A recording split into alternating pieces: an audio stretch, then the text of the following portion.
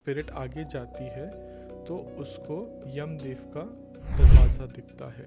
तो मरते हुए ऐसे इंसान को क्या फील हो रहा होता है उस टाइम? ड्रीम्स को इस्तेमाल करते हैं as a mode of communication. सपनों में ऐसे एंसेस्टर्स दिखते हैं तो उनका ऐसे क्या मैसेज होता है, ऐसे क्या संकेत होता है? मैं यहाँ पे एक बहुत इंपॉर्टेंट पॉइंट बताना चाहूँगा कि जब आपको ड्रीम आता है अपने एंसेस्टर्स का, हमेशा उसको लिखो। So how is life after death? But अगर इंसान ने बहुत अच्छे कर्म कर रहे हैं तो आपने देखा होगा कि वो इंसान नींद में ही चला गया।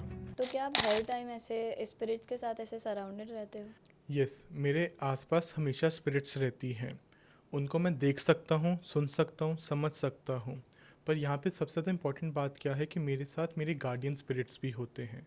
तो उनका क्या रोल है कि जैसे कोई भटकती आत्मा है या कोई प्रेत है या कोई एक्सीडेंटल स्पिरिट है, तो उनको मेरे साथ जब मैं बाहर हूँ उनके साथ उस समय मैं कनेक्ट ना करूँ, पर जब मैं ध्यान कर रहा हूँ या मैं सेशन में बैठा हूँ या जब उनको एक्चुअली मेरी मदद चाहिए, मैं सिर्फ उस वक्त उनकी मदद करूँ, ना तो मेरे लिए मेरी डेली लाइफ को कैरी आउट करना बहुत मुश्किल हो जाएगा। But yes, over the years I have experienced कि उनको भी मेरी कनेक्शन की ज़रूरत है, but I have also learn to draw the distance between them and learn to disconnect them. ठीक है, तो हमें जब सपनों में ऐसे एंसेस्टर्स दिखते हैं तो उनका ऐसे क्या मैसेज होता है, ऐसे क्या संकेत होता है ऐसे? ओके, पहले हम आपको ये समझना ज़रूरी है कि हमारे एंसेस्टर्स हमें मोस्टली ड्रीम्स के थ्रू ही कनेक्ट करते हैं।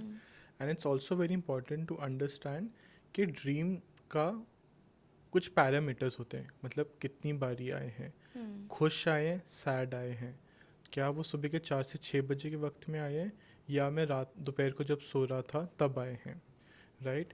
और इन ड्रीम्स को हम मेजरली 3 कैटेगरीज में बांटते हैं। फर्स्ट, जहाँ पे वो आपको फीलिंग दे रहे थे, मतलब आपको उनका नाम सुनाई दिया पर शायद से वो दिखाई नहीं दिए हैं, so you just relating to a feeling कि वो वहाँ थे और वो हैप्पी थे या सैड थे। सेकंड होता है अगर वो आपसे कुछ मांग रहे हैं या दे रहे हैं, मतलब आपको सपने में आता है कि वो कुछ खाना मांग रहे हैं या आपको कुछ ब्लेसिंग दे रहे हैं। एंड तीसरा जनरली ड्रीम होता है अबाउट देयर जर्नी, कि उनको पितरों को क्या दिखा है, वो कौन से रेलम पे पहुँचे, उनको वहाँ कैसे रखा जा रहा है, क्या वो खुश हैं, क्या वो सैड हैं, क्या वो कोई नरकों में जा रहे हैं, क्या वो अपनी जर्नी को कंटिन्यू कर पा रहे हैं। Because dreams is a very important form of communication जो हमारे पितर एंसेस्टर्स दैट इज़ हमसे कर पाते हैं। तो यहाँ पे जब हम उनको बहुत दिल से याद करते हैं, हमारे पितर ड्रीम्स को इस्तेमाल करते हैं as a mode of communication.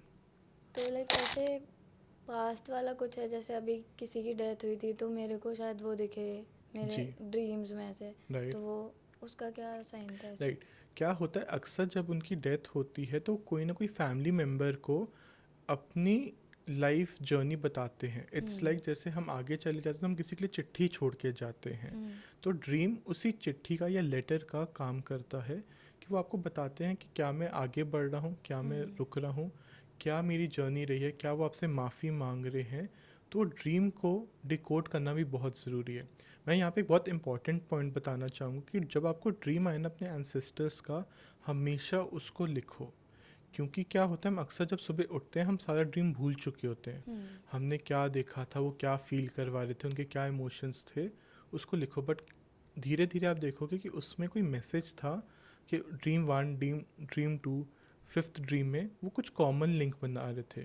क्योंकि क्या होता है कई बार आपका conscious mind and subconscious mind and theta level of dreaming, मतलब एंसेस्टर ड्रीमिंग, तो उन चीज़ों को आप कनेक्ट करके पूरा कॉमन लिंक निकाल पाओगे।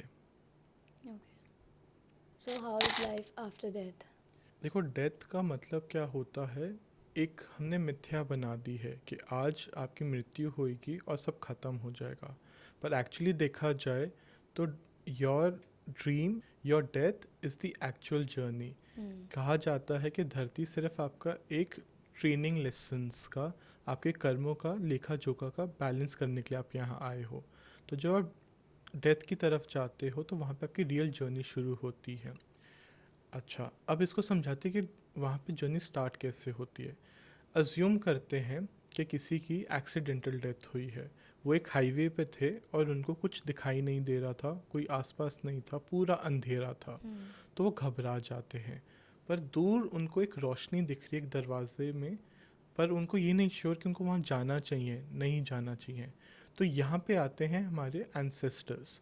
वो क्या करते हैं, वो हमें मदद करते हैं कि आपको एक फेमिलियर फेस जब दिखता है तो आपको लगता है मैं इस इंसान के ऊपर भरोसा कर सकता है। वो आपके दादा दादी हो सकते हैं, वो आपका कोई पेट हो सकता है, वो आपका कोई पार्टनर हो सकता है।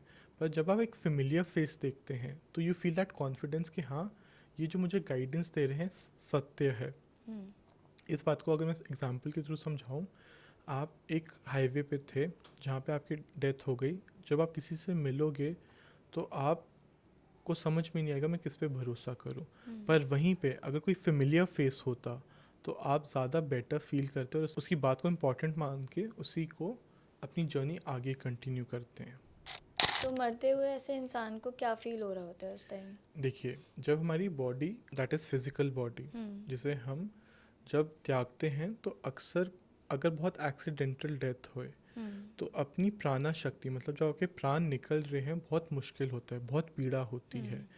क्योंकि ये पीड़ा क्यों होती है? क्योंकि आपने एक 50 साल 80 साल एक शरीर में त्यागे हैं, तो उसके साथ एक मोह का धागा बन जाता है, जिसे हम सिल्वर लाइनिंग भी कहते हैं इंग्लिश में। तो जब हम अपनी बॉडी से निकल रहे होते हैं तो मोस्टली बहुत ज़्यादा पेनफुल एक्सपीरियंस भी होता है। बट अगर इंसान ने बहुत अच्छे कर्म कर रहे हैं तो आपने देखा होगा कि वो इंसान नींद में ही चला गया। पर बहुत पेनफुल एक्सपीरियंस कौन सा होता है? जो बेचारा बेड सोर में था, हॉस्पिटल में था। इसके दो एग्जांपल समझाता हूँ। एक एग्जांपल हुआ कि कोई हॉस्पिटल में था और वो मृत्यु की तरफ 10 महीनों से 11 महीनों से 1 साल से तड़प रहा था मौत के लिए, पर उसको तब भी मृत्यु नहीं मिली। वो साल 1.5 साल बाद आई। वेयर एज अच्छी मृत्यु किसे बोलते हैं? जैसे कोई 3-4 बजे नींद में ही चला गया, तो कहा जाता है अपनी आयु करके वो कंप्लीट करके आगे बढ़े हैं। दूसरी बात, यहाँ पे एक बहुत इम्पॉर्टेंट बात होती है। कहा जाता है कि जब आप मृत्यु को पार कर रहे होते तो उससे पहले आप अपनी लाइफ की पूरी रिवाइंड, पूरी जो आपने लाइफ बिताई है, आपने किसके साथ क्या करा है, क्या क्या देखा, एक मूवी की तरह पूरी पिक्चर रिवाइंड होती है। और वो आपको रियलाइज़ करवाती है कि आपने सही करा है या गलत करा है। This is phase 1।